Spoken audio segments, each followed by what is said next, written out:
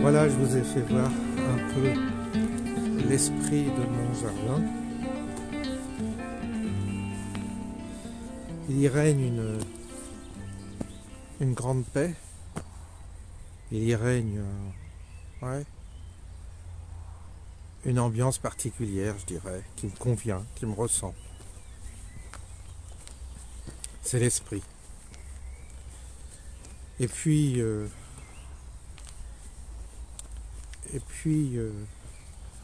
aujourd'hui, je sors un peu malgré la fine pluie qui tombe pour juste faire un peu de marche, très peu parce que je suis quand même en convalescence suite à l'incident dont je vous ai rabattu les oreilles. Et hier, ça a été un peu hard. Aujourd'hui, ça va un peu mieux, mais je me sens très affaibli. C'est pas plus mal, parce que dans ces moments-là, on est comme dans du coton. Et puis, pour le coup, ça oblige à prendre du recul, surtout quand on voit le sang, beaucoup de sang. Ça crée une forme de renouvellement. Le corps, évidemment, se refabrique du sang, se renouvelle, peut-être, que ça a un sens. Et peut-être que c'est ce qui provoque en moi je sais pas, cette distance. Je sais pas si ça va durer, c'est peut-être provisoire, mais une distance par rapport aux éléments d'actualité. Je ne suis pas touché par ce qui arrive, ce qui se passe. Je regarde, oui, mais c'est comme si l'actualité était d'un seul coup comme une forme de film ou de série, c'est-à-dire un truc qu'on regarde avec juste pour le divertissement, mais ça vous atteint pas, ça vous touche pas, ça fait rien, ça résonne même pas. C'est peut-être provisoire, mais c'est l'état dans lequel je suis, suite certainement à une forme de rupture qui s'est fait en moi. Peut-être que ça va ouvrir d'autres portes, je l'espère. Et peut-être que mes vidéos seront différentes, auront des... Je ne sais même pas comment celle-ci je vais l'intituler. Je vais l'intituler Mon Jardin. Voilà. Parce que il y a quelque chose d'authentique à trouver. Il y a quelque chose d'essentiel à percer, à relever. Et ça, j'ai pas envie de passer à côté. J'ai pas envie de négliger cet aspect-là, tellement l'essentiel est vraiment ailleurs, et j'ai peur que tous ces éléments, vous savez, tous ces éléments, toute l'actualité, ce qui fait vivre l'actualité, qui fait vivre les chaînes, parce que les gens rebondissent sur tous ces éléments d'actualité, j'ai peur que ça nous déconcentre et que ça nous divertisse, que ce soit une diversion, que ce soit une diversion de la chose essentielle. Donc c'est pas exclu que la nature de cette chaîne change à nouveau. C'est pas exclu. Peut-être qu'au début, j'avais peu de succès quand j'avais cette chaîne parce que le harcèlement moral me semblait important. Il me semblait important de traiter cette question du harcèlement moral. Ça, j'y reviendrai toujours de toute façon. Oui, c'est important. Et puis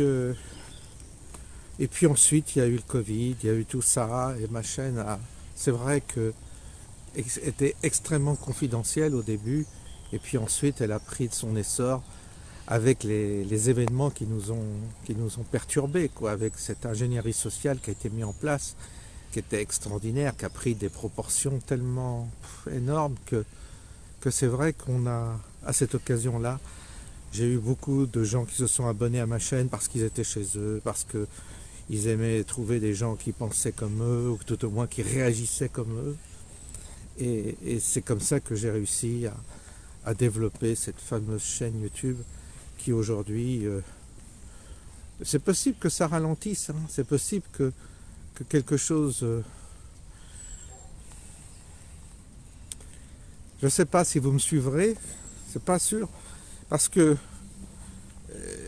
soit on continue à faire des, vous savez, des vidéos qui font des vues sur des questions, mais c'est pas exclu, je n'exclus rien, mais c'est pas ça va pas être mon principe de faire des vues pour des vues, non, ça c'est pas du tout mon principe. Je vous l'ai dit, déjà, j'ai pas envie qu'on force les gens à s'abonner, je veux pas rentrer dans ce côté mercantile où vous savez, on fait la quête, abonnez-vous, mettez votre pouce, faites des dons.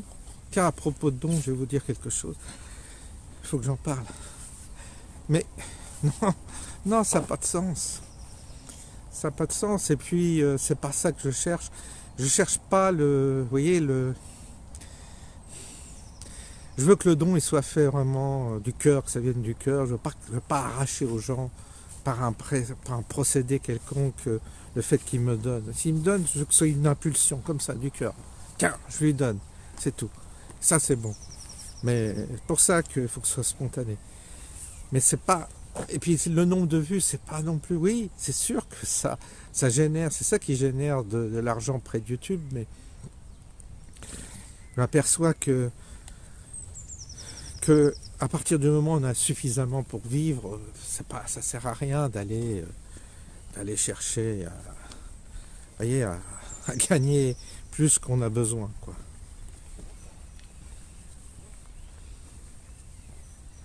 Donc ça sera plus intime, certainement. Plus intime, plus profond, plus...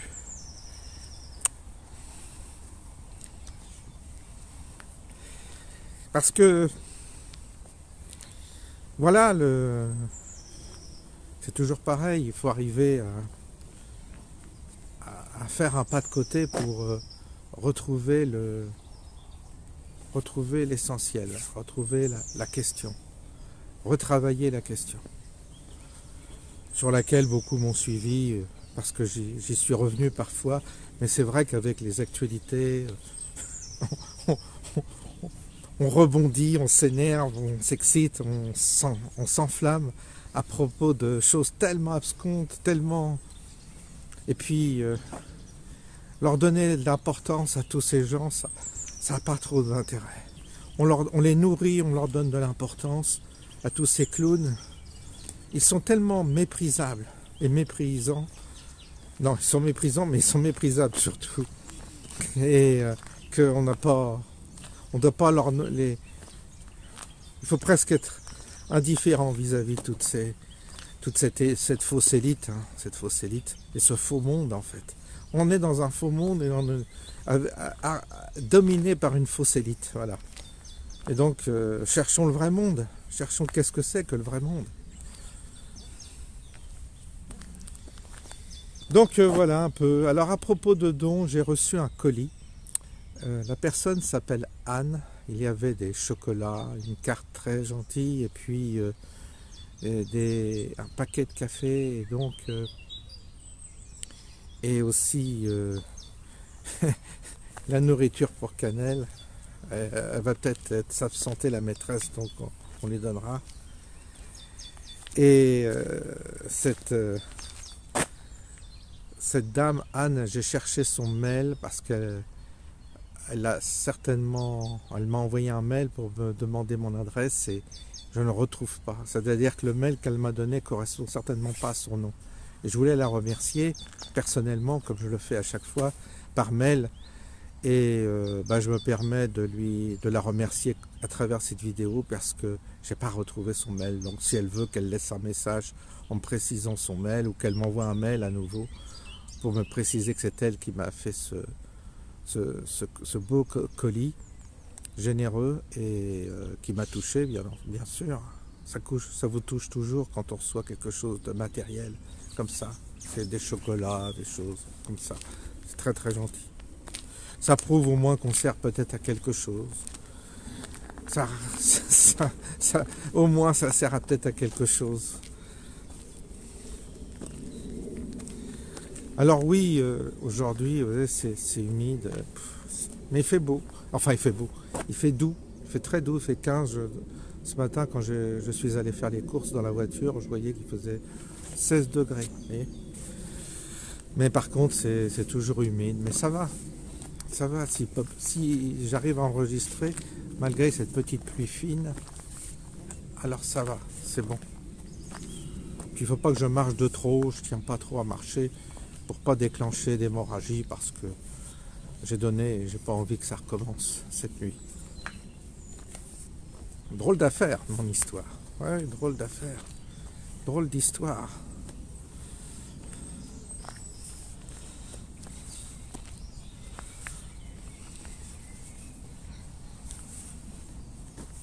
Vous voyez, je monte tranquillement et après, on va retourner à la maison et voilà pour le moment. On va s'arrêter là pour le moment. On va pas trop forcer. Il y a beaucoup de gens qui me suivent et qui sont seuls. Je le dis souvent, mais c'est vrai. Je comprends la solitude. Vous savez, il y a deux choses. J'ai constaté, il y a deux choses qui vous isolent. Il y a la ruine, c'est-à-dire quand vous n'avez plus d'argent, les amis disparaissent, et la maladie. Il y a deux principes qu'il faut savoir et qui vous isolent. C'est comme ça. On peut réfléchir dessus, mais quand j'ai perdu mon entreprise, que j'ai été, on peut le dire, ruiné, d'un seul coup, ça a été table rase de toutes les relations que j'avais. Même les relations amicales et tout ce que vous voulez. Table rase totale. Quasiment, à part un ou deux contacts qui ont demeuré, mais sinon, c'était fini, je n'existais plus. Alors évidemment, à l'époque, ça m'avait fait un choc parce que, comme j'étais quelqu'un d'assez généreux, eh bien j'ai compris que quand vous êtes généreux, vous n'avez pas forcément le retour le jour où vous êtes vous dans l'embarras. Premier constat, amer, je dirais. Première amertume. On goûte l'amertume. C'était pas la première fois, enfant, je l'ai goûté, mais là c'était violent, puisque j'étais établi, j'avais une boîte qui marchait bien, et puis d'un seul coup, je ne vais pas vous expliquer pourquoi, mais il y a des facteurs qui ont conduit à être ruiné, et donc vous vous retrouvez seul. Bon ça, tous ceux qui ont vécu ce que j'ai vécu savent que c'est un mécanisme archi... c'est pas un mécanisme, c'est une loi, c'est comme ça. Et puis la maladie aussi isole. Mais ça, non pas que je sois malade, hein, c'est rien, enfin c'est juste un passage, un moment, mais on voit bien que on ressent le silence quand on a un gros pépin physique, ce qui m'est arrivé. Un gros silence. Non pas de mes abonnés, que je remercie au passage, qui ont été extrêmement solidaires, qui ont prié pour moi, qui ont pensé à moi et qui ont laissé des messages de soutien. Mais je parle physiquement, autour de moi, physiquement. Là, on sent que...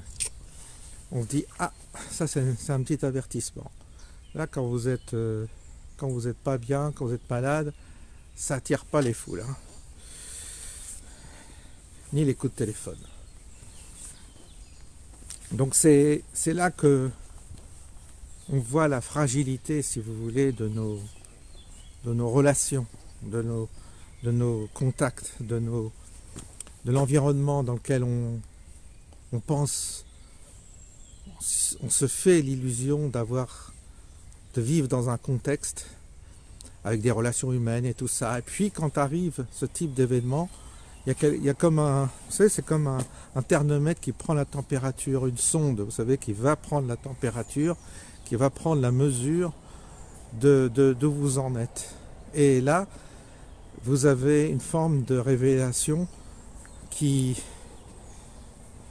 est un peu brutale parfois. Donc ça, il faut le savoir. Donc parmi mes auditeurs, il y a des gens qui se sont retrouvés seuls parce qu'ils sont vieux, parce qu'ils sont veufs ou veuves, parce qu'ils sont malades, parce qu'ils sont handicapés, parce qu'ils n'ont pas d'argent, parce qu'ils sont en galère, et tout ça n'attire pas les foules. Ce qui attire le monde, le public, c'est ce qui brille, il faut briller. Vous avez du succès, vous allez briller un instant d'une manière, je dirais, presque artificielle, matérielle. Là, les gens vont venir vers vous. C'est-à-dire qu'ils vont être attirés par votre succès, par votre...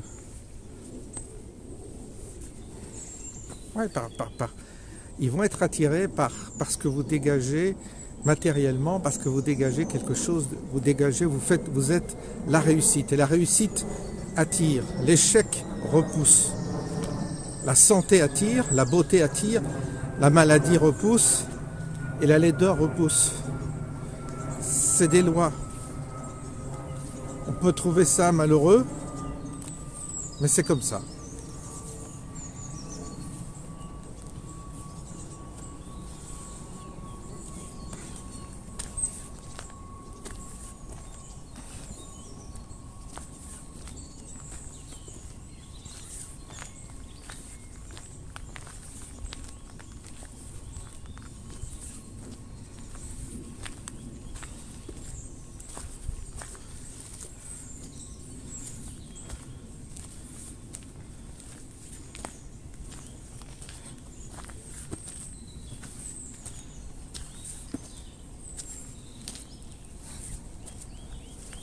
Est-ce que c'est une manière d'être préparé, une manière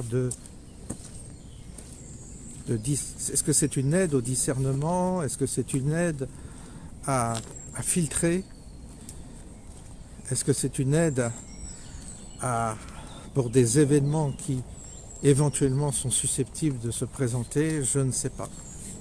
Je ne sais pas. En tous les cas, il n'y a rien à faire, il y a des lois comme ça qu'on peut repérer et qui sont d'une manière générale, pas systématique, mais je dirais globalement, il y a des grands principes comme ça qui se répètent et qui sont... Quand j'étais à Paris, j'avais été comme ça, c'était une époque où pourtant j'étais dans les affaires et tout ça. Eh bien, je me suis retrouvé une semaine à l'hôpital et pas une visite. Oui, sauf ma mère qui s'était déplacée. Sinon, pas une seule visite. Donc, vous voyez, c'est intéressant. Hein. Il y a quelque chose d'extrêmement cruel dans ces lois. Alors, je dis pas que l'homme est responsable, je veux pas culpabiliser, je veux pas non plus... vous voyez, je veux pas... dire ah les hommes sont méchants, ils sont égoïstes, ils sont superficiels, ils sont matérialistes. Non, c'est des lois qui nous dépassent, qui dépassent même la nature humaine. C'est comme ça. Ça fonctionne comme ça notre monde. C'est pas étonnant qu'il y ait une forme d'autodestruction. Hein. C'est pas étonnant qu'il y ait une déshumanisation progressive et de plus en plus accélérée, puisque c'est la tendance de notre nature d'être comme ça. À chaque fois, je l'ai dit, c'est notre nature le problème. C'est pas la politique, c'est pas les élections, c'est pas la religion, c'est notre nature. Notre nature, évidemment, est liée à cette nature-là extérieure. Il y a une forme d'adéquation, il y a une forme de reflet. Parce que les animaux peuvent se comporter parfois aussi d'une manière cruelle. Il ne faut pas non plus idéaliser le monde animal, le monde végétal non plus. Il y a des parasites, il y a des herbes qui parasitent des arbres, il y a des maladies. C'est un agglomérat de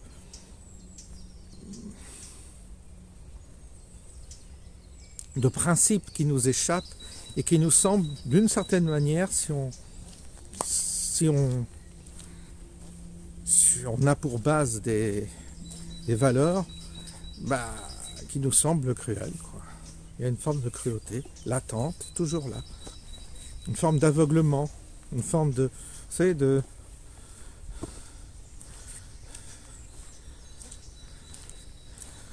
il y a quelque chose d'absolument aléatoire, quoi. C'est tellement aléatoire que les gens ont beau essayer d'y mettre un sens. Je vois des gens qui se persuadent que tout cela a un sens. Je vois que il y a beaucoup de gourous, de leaders spirituels ou de gourous ou de sages qui mettent un sens dans ça, qui cherchent à mettre un sens. Et on voit les disciples répéter ce que le gourou, ce qu'ils ont lu dans les livres, en disant voilà, c'est pas par hasard que ça arrive, ça a un sens, ça a un sens, ça a un sens. Et moi, plus ça va, plus je m'aperçois que ça n'a pas de sens. Plus ça va, plus je vois que tout est aléatoire. Plus ça va, plus je me demande, c'est comme une vaste loterie où, tu sais pas, un tel il va devenir milliardaire, c'est le plus idiot des hommes, le plus con, le plus débile, le plus méchant. Lui, il va gagner 1 milliard ou il va gagner 1 million. Puis l'autre à côté qui est sain, qui est gentil avec ses voisins, qui est prêt à partager, qui est prêt, s'il gagne, à créer des emplois, à faire fructifier cet argent dans le profit de tous, tout ça, ça n'arrive jamais. Ça n'arrive jamais. Les gens qui gagnent au loto, c'est toujours des connards. Ça tombe pas sur quelqu'un qui va dire j'ai gagné 2, 3, 4, 6 millions, je vais créer une boîte dans mon village, tout ça, pour essayer de créer de l'emploi, pour que les gens puissent avoir un emploi dans lequel ils soient bien, créer une belle société, vous savez, n'importe quoi, une fabrique de jouets en bois ou je ne sais quoi. Bon, c'est la mode, mais un truc de bobo, vous me direz. Mais vous voyez, le gars qui gagne 10 millions, 20 millions d'euros, il peut même créer une société dans laquelle il ne fasse aucun bénéfice, mais juste faire une société qui s'équilibre et dans laquelle il y aura des gens qui auront des conditions de travail proches de chez eux, qui feront peut-être à travers une activité quelque chose qui leur plaît, qui se réaliseront, et puis créer une microstructure, c'est pas compliqué. Si vous réfléchissez à ça, il vous tombe 20 millions d'euros. Est-ce que ça arrive au loto? Non, ça n'arrive pas. Ça tombe que sur des égoïstes qui vont acheter des grosses bagnoles, ils vont acheter 10 Rolls, ils vont acheter un bateau, ils vont aller dans des grands hôtels, ils vont voyager avec tous les cons, les vieux cons qui font danse au canard, qui font le tour du monde dans des cars ou dans des croisières, dans des immeubles flottants. C'est ce qu'ils vont faire. Ils n'auront pas l'idée de faire fructifier. Pourquoi? Parce que c'est aléatoire. Donc il y a rien à faire, parce qu'on pourrait très bien dire, écoute, c'est très bien, le destin, il y a un Dieu qui va faire en sorte que tous ceux qui gagnent l'auto sont des gens qui ont du cœur, pourrait, avec les pouvoirs qu'il a, faire en sorte que ça tombe sur des gens très très bien, très philanthropes, et qui vont distribuer, qui vont faire du bien, qui vont apporter du bien à l'humanité. Ça n'arrive jamais. Vous avez vu tous les riches, pareil, ils pensent, les Louis Vuitton, tout ça, même les Bolloré, tout ça, qu'est-ce qu'ils font de bien autour d'eux? Qu'est-ce qu'ils ont créé de bien? Qu'est-ce qu'ils font pour le monde? Qu'est-ce qu'ils apportent au monde? Non, rien. Donc, ceux qui ont du pouvoir, ceux qui ont beaucoup d'argent, en fait, ne contribuent pas à un monde meilleur. Parce que le succès, l'argent, l'intelligence, c'est aléatoire. Vous pouvez être très intelligent, très doué pour les affaires, être un vrai con dans la vie, un odieux personnage, mais il vous sera donné ce don. Un don qui va encore presque même d'une certaine manière accélérer l'effondrement de la société, l'effondrement mental et spirituel de la société, puisque d'une certaine manière, d'une manière aléatoire, celui qui aura des qualités qui sont propres à avoir du succès dans ce monde-là, dans cette dimension où nous sommes, n'en fera rien, rien, absolument rien. Bon. Donc en fait, oui, il y a quelque chose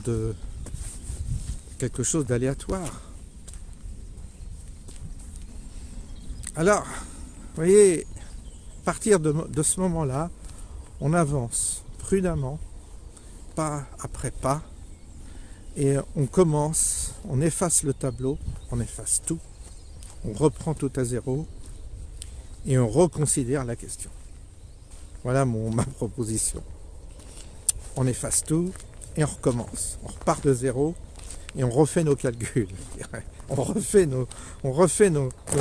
Et on commence par quoi? On commence par des petites choses, des petites observations, toutes petites choses dans les détails, se nichent parfois des révélations, vraies révélations. Donc on ne part pas d'un point de vue empirique pour décider le sens de notre monde, de la planète et tout ça. On part, comme c'est toujours ce que je vous dis, avec humilité, on part du tout petit, du micro, de la cellule, de la microcellule, et on voit dans le détail, après pas, ce qu'il en est. Mais on reconsidère tout, et on repense tout autrement.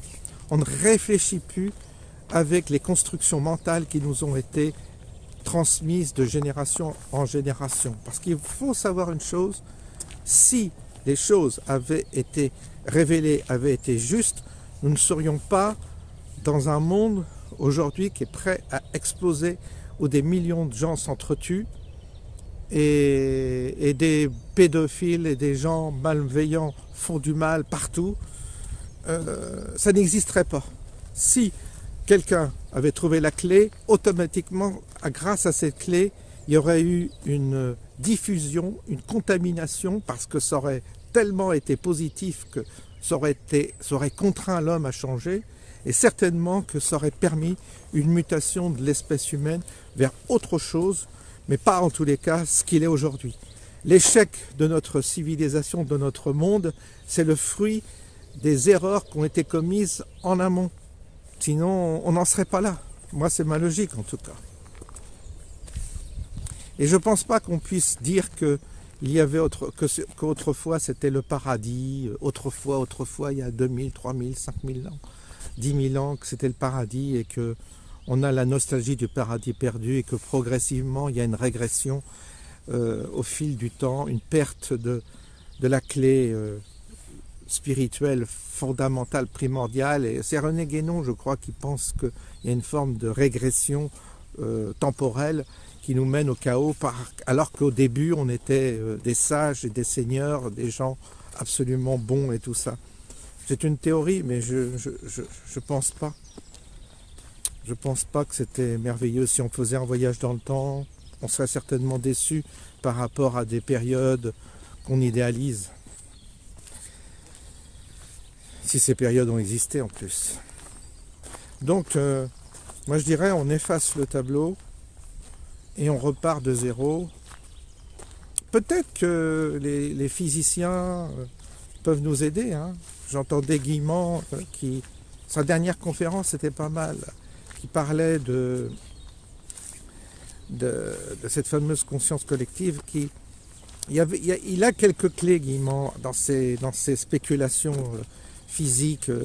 Il a des clés, mais évidemment, c'est très difficile de le comprendre.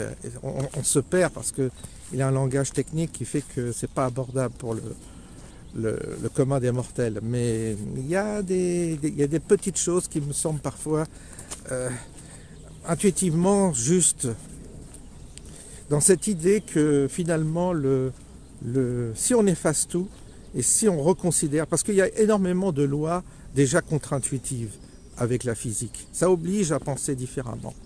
Et des physiciens très en pointe, malheureusement qui ne sont pas vulgarisés, sont en train de déconstruire des lois sur lesquelles on vivait.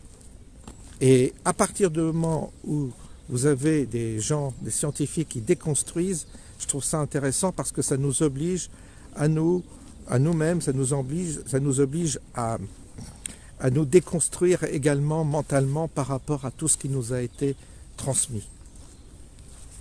Et à partir de ce moment-là, on repart, comme je vous dis, on repart de zéro. On dit, bon, allez, on efface tout et on recommence. On recommence parce que ça ne va pas. Pourquoi je vous dis ça? Parce qu'on va s'épuiser. Si on ne prend pas ce chemin, qui est un chemin spirituel, mais j'aime pas le mot spirituel dans ce cas-là, l'utiliser parce qu'il est déformé. Mais si on ne prend pas ce chemin, on va s'épuiser à désigner le mal, on va s'épuiser à contester le mal qui lui est tout puissant dans le système dans lequel on est, donc on ne sera jamais gagnant contre lui. On va s'épuiser avec des chimères de jours nouveaux, de nouvelles sociétés, d'un renouveau. Vous savez, la chimère du renouveau. On va s'épuiser à vivre sur des prophéties qui n'arriveront jamais. On va s'épuiser à imaginer un lendemain qui chante qui n'arrivera jamais, parce que ce lendemain ne peut pas chanter tant que nous-mêmes nous ne changeons pas de principe et de logique. Donc c'est vrai que se préparer à l'effondrement, être survivaliste, oui, mais pourquoi faire? Franchement, pour survivre dans une société Mad Max? Là aussi, si ceux qui vont survivre, si vraiment on assiste à cette société de Mad Max, c'est-à-dire d'effondrement total et de guerre tout azimut, guerre civile et tout ça, ouais, ceux qui sont préparés vont résister peut-être 2 semaines, 3 semaines avant de se planter comme les autres, ou d'être plantés. Mais ils auront juste 3 semaines de survie peut-être dans un système dégradé, ils auront des réserves alimentaires, ils auront des armes, tout ça, mais ils n'iront pas bien loin. Donc ça ne sert pas à grand chose en fait. Ça ne sert pas à grand chose. L'histoire de vivre dans sa bulle, dans un monde dégradé, c'est une utopie. Enfin, c'est presque idiot quoi d'imaginer ça. Ça n'arrive jamais. On l'a vu avec les séries d'ailleurs américaines d'effondrement, que ceux qui vivaient dans leur petite bulle, tôt ou tard, il y a un ennemi qui arrive, qui est mieux armé que vous et qui vous défonce et qui pique tout ce que vous avez. Donc ça. Non. Puis vous êtes repéré en plus dans un monde dégradé, quand vous êtes mieux que les autres, vous êtes immédiatement repéré et donc vous attisez les convoitises. Donc ce schéma-là est une forme de schéma, je peux comprendre, commercial, qui nourrit et qui permet à toute une industrie du survivalisme de vivre, mais je ne pense pas. Alors, je ne dis pas qu'il ne faut pas se préparer, je ne dis pas qu'il ne faut pas s'armer, qu'il ne faut pas avoir des réserves et tout ça, c'est pas ce que je dis, mais en même temps, je pense que ça c'est accessoire, c'est très très accessoire. Ça fait partie des bases, ça fait partie des éléments essentiels peut-être, oui, comme d'avoir quelques réserves et tout ça, oui, mais c'est pas ça qui va nous sauver, vous voyez, c'est pas ça qui va nous... Ce qui va nous sauver, c'est notre manière de se mouvoir dans un monde qui se précipite vers une forme de chaos. Et si on n'a rien, nous, à proposer à ce monde chaotique, si on n'a rien, si on n'innove pas, et si on ne l'interprète pas autrement, on va reproduire ce que les autres ont fait déjà. On va se rebattre, les égos vont à nouveau se confronter, et ça va aboutir et ça va enfanter un système peut-être pire que le précédent. On tourne en rond comme un hamster dans sa roue, on va tourner, ou comme dans les Shadocks. Je ne sais pas si vous voyez ce que je veux dire. En tous les cas, j'espère que vous arrivez peut-être à percevoir ce que je cherche à développer. Voilà, je vous souhaite on va finir là. Je vous souhaite une bonne soirée et je vous dis à bientôt.